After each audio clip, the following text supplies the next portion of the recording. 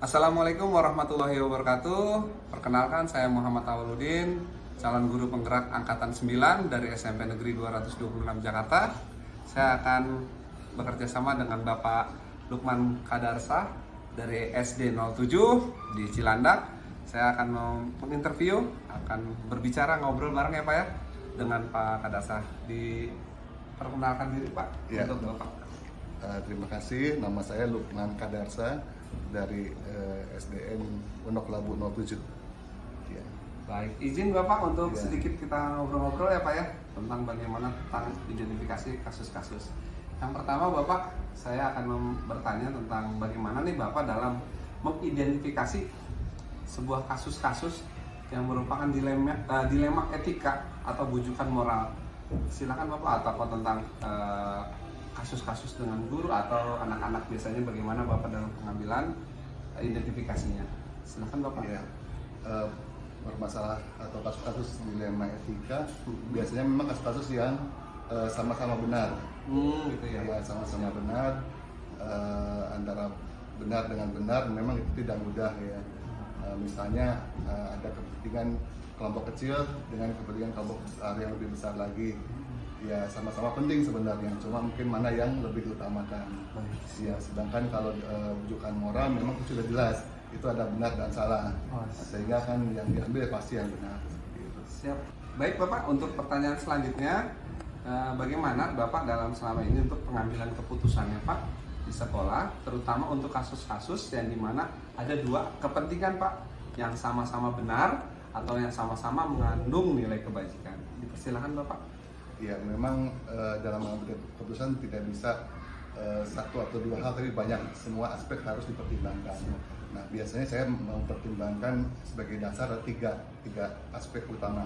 Yang pertama memang selalu berpihak kepada murid, itu yang utama. Yang kedua, nilai kebajikan yang universal, itu yang dipatokan. Dan yang ketiga, keputusan adalah hal yang bisa dipertimbangkan. Oke. Untuk selanjutnya, langkah-langkah atau prosedur apa saja atau seperti apa yang biasa Bapak lakukan untuk selama ini Pak menangani kasus? Terima kasih. Ya, langkah-langkah atau prosedur yang diambil dalam pengambilan keputusan itu ada banyak, beberapa hal ya. Di antaranya mengenali apakah ada nilai-nilai yang saling bertentangan dalam situasi tersebut. Itu yang pertama. Yang kedua, menentukan siapa saja yang terlibat dalam situasi tersebut. Dan yang ketiga, mengumpulkan fakta-fakta yang relevan. Kemudian yang keempat, pengujian untuk mengetahui benar dan salah. Diuji benar dan salah, mana yang benar, mana yang salah, yang melalui pengujian itu. Kemudian yang kelima, yang lebih tinggi lagi, pengujian paradigma benar dan benar. Nah, itu memang kalau memang dua-duanya benar, jadi tidak ada yang salah, itu harus ada pengujian paradigma benar dan benar. Kemudian yang keenam, melakukan prinsip resolusi. Kemudian yang ketujuh, investigasi opsi trilema. Ya, jadi mungkin ada opsi lain yang di luar dari dua jawaban tadi, mungkin ada jawaban yang ketiga yang bisa dijadikan sebagai solusi. Kemudian yang kedelapan, kita langsung aja buat keputusan kalau sudah yakin buat keputusan. Tetapi yang kesembilan juga lihat lagi keputusannya, apakah perlu direvisikan seperti itu. Siap. Baik Bapak. Untuk yang kelima Pak, apa saja yang selama ini merupakan tantangan nih Pak dalam pengambilan keputusan pada kasus-kasus dilema etika? Silakan Bapak. Ya. Dalam paradigma dilema etika ada 4 yang menjadi perhatian saya. Yang pertama, adanya individu dan lawan kelompok, ya, artinya ada permasalahan individu dan kelompok, baik individu itu kelompok kecil maupun lawan kelompok besar. Nah, sama-sama benar, tapi memang saya biasanya lebih mengutamakan yang kelompok besar umumnya ya, seperti itu. Kemudian yang kedua, ada dilema rasa keadilan dan lawan rasa kasihan, ya, seperti itu. Mana yang perlu diutamakan? Ya, biasanya yang diutamakan adalah rasa keadilan yang lebih diutamakan ya, dibanding rasa kasihan. Kemudian yang ketiga, kebenaran lawan kesetiaan. Yang satu mementingkan yang mana yang benar, kemudian yang kedua mana yang setia, artinya juga sama-sama benar, cuma mungkin lebih ke perasaan dia yang. Nah kalau saya ya utamakan kebenaran terlebih dahulu. Kemudian yang keempat, adanya pertentangan antara jangka pendek lawan jangka panjang. Sama-sama penting memang ya, tapi mungkin umumnya lebih mengutamakan jangka panjang. Tapi ini tidak mutlak karena memang dilihat situasinya mana yang lebih membutuhkan. Ya. Kadang-kadang bisa dibalik juga keputusannya karena memang pada waktu itu katakanlah kelompok kecil lebih diutamakan karena memang sangat membutuhkan bantuan. Selanjutnya Bapak, apakah Bapak memiliki sebuah tata kala atau jadwal tertentu dalam sebuah penyelesaian kasus dilema etika? Apakah Bapak langsung menyelesaikan di tempat kasus tersebut atau memiliki sebuah jadwal khusus untuk menyelesaikannya, Pak? Bentuk atau prosedurnya seperti apa? Mohon boleh dijelaskan. Sejauh ini memang saya tidak memiliki tata kala. Biasanya permasalahan itu ya langsung saja diselesaikan, terutama untuk permasalahan yang cukup ringan. Tapi mungkin nanti ada permasalahan yang berat, ya mau tidak mau saya harus mengkhususkan, membuat jadwal dan melakukan diskusi dengan yang lain. Selanjutnya Bapak, seseorang atau faktor-faktor apa yang selama ini mempermudah Bapak atau membantu Bapak dalam pengambilan keputusan dalam kasus-kasus dilema etika tersebut? Dalam pengambilan kasus-kasus dilema etika yang faktor yang mempermudah biasanya memang pertama dari pengalaman. Kalau memang sudah terbiasa menghadapi masalah tersebut, itu akan cepat dan tepat mengatasi masalah. Tapi kalau masalah itu memang baru dan berat, ya biasanya saya meminta bantuan kepada guru senior di sini ataupun wakil kepala sekolah, ya sehingga keputusan jangan sampai ada yang salah gitu. Kemudian dan juga tidak lepas juga mungkin guru junior pun banyak yang dalam kekinian banyak istilahnya lebih ahli ya. Saya tidak menutup mungkin untuk berkonsultasi juga dengan guru junior. Ya kan? Dari semua hal tersebut yang telah Bapak sampaikan, pembelajaran apa yang mungkin Bapak dapat ambil, Bapak petik dari pengalaman yang Bapak ambil itu di dalam keputusan dilema etikanya? Ya, biasanya jika kita mengambil keputusan berdasarkan aturan ataupun prosedurnya, maka lama-kelamaan akan terbiasa, akan otomatis prosedur itu nempel dalam benak kita. Habis ini permasalahannya ini seperti itu. Nah, semakin lama atau semakin sering kita mengambil keputusan, maka kita akan semakin terampil. Jadi memang itu suatu keterampilan yang perlu terus diasah sehingga kita menjadi ahli dalam pengambilan keputusan. Terima kasih Bapak atas penjelasannya, menjadi wawasan yang baru buat saya Bapak. Semoga saya juga jadi pembelajaran untuk kedepannya. Terima kasih sudah mengaku waktunya. Mohon maaf. Terima kasih ya Pak. Ya, semoga sukses Pak. Baik, teman-teman semua, terima kasih dari saya Muhammad Awaludin, calon guru penggerak dari Angkatan 9. Assalamualaikum warahmatullahi wabarakatuh. Assalamualaikum warahmatullahi wabarakatuh. Saya Muhammad Awaludin, guru PJOK, calon guru penggerak Angkatan 9. Saya akan mewawancarai tentang dan menginterview Bapak Agus sebagai pimpinan. Silakan memperkenalkan diri Bapak. Saya Agus Dwi Susilo. Baik, Bapak, saya akan sedikit menginterview atau mewawancara tentang bagaimana mengidentifikasi dan tentang bagaimana Bapak cara dalam pengambilan keputusan Bapak. Diizinkan ya Pak ya?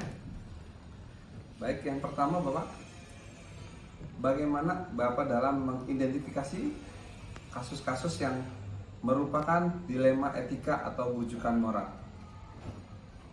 Ya, kalau kita lihat, kalau di situ ada kasus yang terkait dengan etika moral atau dilema etika ya, itu biasanya kasus itu terjadi karena ada unsur dikaitkan dengan unsur yang moral tapi bertentangan. Tapi kalau kita berbicara tentang bujukan moral, kasus itu biasanya ada pilihan benar dan salah, gitu kan. Nah, kemudian jika kita menjumpai permasalahan yang termasuk bujukan moral, maka itu cenderung mudah untuk mengambil keputusan karena kita akan mengambil keputusan itu adalah yang bermoral, benar, walaupun pasti berat. Baik Pak, yang kedua, bagaimana Bapak menjalankan pengambilan keputusan di sekolah Bapak, terutama untuk kasus-kasus yang dimana ada dua kepentingan yang sama-sama benar nih Pak, atau sama-sama mengandung nilai kebajikan? Ya tentu kalau untuk keputusan itu semuanya harus dipertimbangkan ya. Tapi di sini harus ada 3 hal yang penting. Yang pertama itu adalah kita harus berpihak pada murid, dan kemudian bahwa nilai kebijakan itu harus universal. Yang kedua ya, dan yang ketiga adalah tentu itu harus bisa dipertanggungjawabkan. Baik, untuk ini Pak, selanjutnya langkah-langkah atau prosedur seperti apa yang Bapak bisa lakukan untuk selama ini Pak? Baik, jadi kalau kita akan melakukan pengambilan keputusan itu ada beberapa langkah-langkah. Yang pertama adalah mengenali apakah ada nilai-nilai yang saling bertentangan dalam situasi tersebut. Kemudian yang kedua, menentukan siapa saja yang terlibat dalam situasi tersebut. Dan yang ketiga adalah mengumpulkan fakta-fakta yang relevan dengan situasi tersebut. Kemudian pengujian untuk mengetahui benar dan salah. Dan selanjutnya adalah melakukan prinsip resolusi, kemudian investigasi opsi, dan kemudian membuat keputusan. Dan yang terakhir kita lihat lagi apakah keputusan itu nanti benar atau salah dan lalu bisa direfleksikan. Baik Pak, untuk selanjutnya hal-hal apa saja yang selama ini Bapak anggap efektif dalam pengambilan keputusan pada kasus-kasus dilematika? Ya, baik.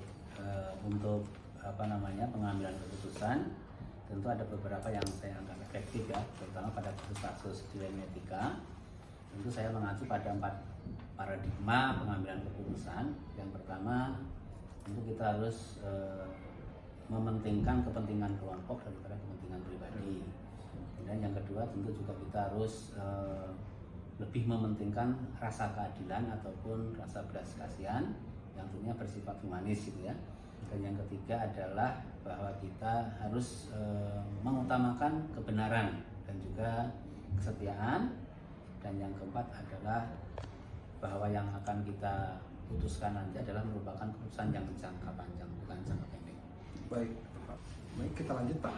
Hal-hal apa saja yang selama ini merupakan tantangan dalam pengambilan keputusan pada kasus-kasus dilematika? Ya, dalam menghadapi kasus-kasus yang sifatnya dilematika tentu banyak tantangan. Tantangan ini biasanya kalau kita dihadapkan pada pilihan yang benar semua, itu yang menjadi tantangan. Kemudian kita akan dihadapkan pada mana pilihan yang paling tepat. Dan jika kemudian nanti kita memberikan pilihan yang kurang tepat dalam mengambil keputusan, ya kita harus berani untuk meminta maaf, kira-kira begitu. Baik, siap. Baik, kita lanjut lagi Pak. Apakah Bapak memiliki sebuah tata kala atau jadwal tertentu dalam sebuah penyelesaian kasus dilematika? Apakah Bapak juga langsung menyelesaikan di tempat atau memiliki sebuah jadwal khusus untuk menyelesaikannya? Bentuk atau prosedur seperti apa yang Bapak jalankan? Ya, baik. Jadi mungkin dari kasus-kasus yang mungkin ada gitu ya, saya tidak memiliki tata kala atau jadwal tertentu. Tetapi apabila nanti kemudian kasus itu misalnya hanya bersifat kecil, nanti mungkin saya langsung bisa saya tangani. Tapi apabila kasus itu ternyata sifatnya adalah besar dan itu tidak bisa saya selesaikan, tentu saya bisa meminta tolong kepada ahlinya atau orang-orang yang berpengalaman, misalnya seperti mungkin guru BK atau guru senior, kan tergantung permasalahannya.